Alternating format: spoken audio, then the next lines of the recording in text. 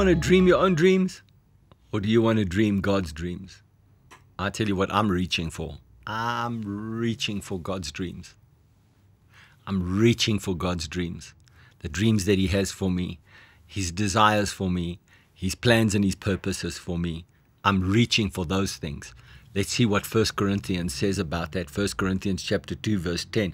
I'm reading from the Passion Translation. It says this: "But God now unveils these profound realities to us by the Spirit. Yes, He has revealed to us His inmost heart and deepest mysteries through the Holy Spirit, who constantly explores all things." He's exploring all things in the heart of God. He's exploring all things in the family of God. He's exploring all things as things come to pass. Verse 11 says, "After all, who can really see into a person's heart and know his hidden impulses except for that person's spirit?"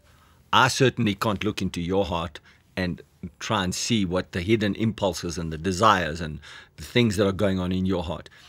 Even you yourself, the only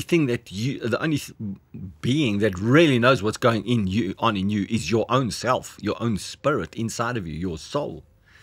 And so it continues to say, so it is with God. His thoughts and secrets are only fully understood by His Spirit, the Spirit of God. Wow.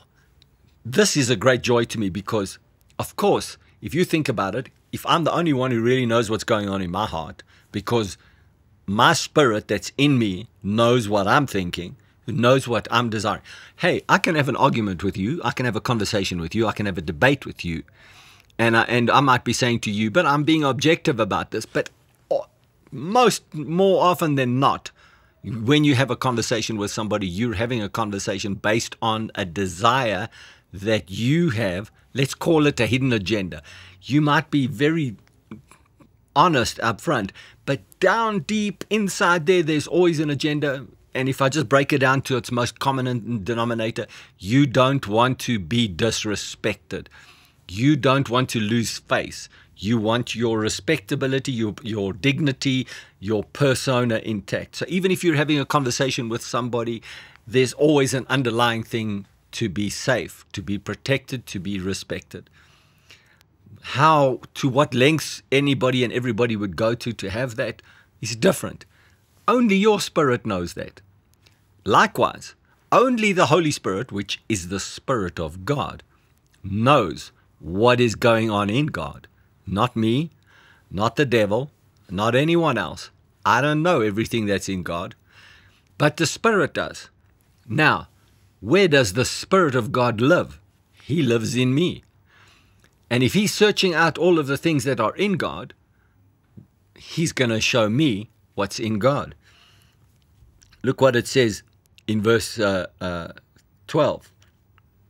"For we did not receive the spirit of this world, or this world system, but the Spirit of God, so that we might come to understand and experience all that grace has lavished upon us."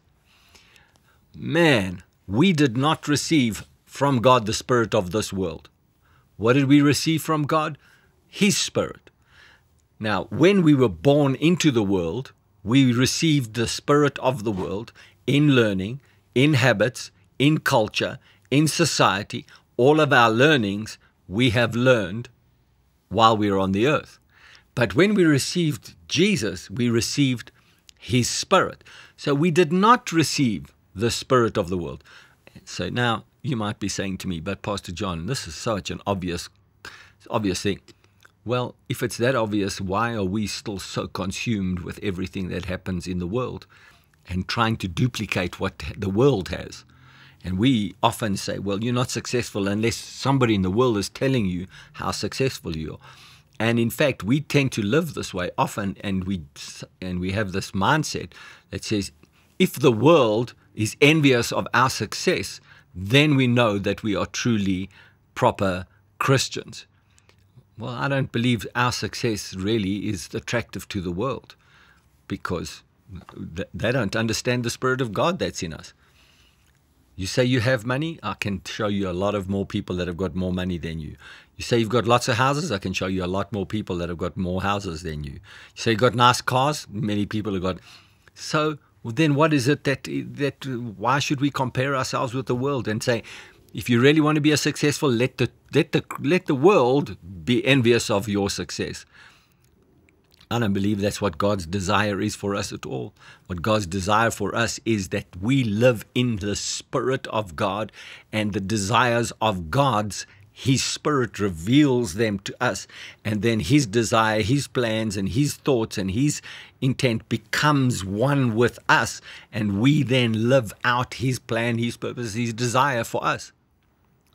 That is something that's very successful. Let's talk about that success in the next session.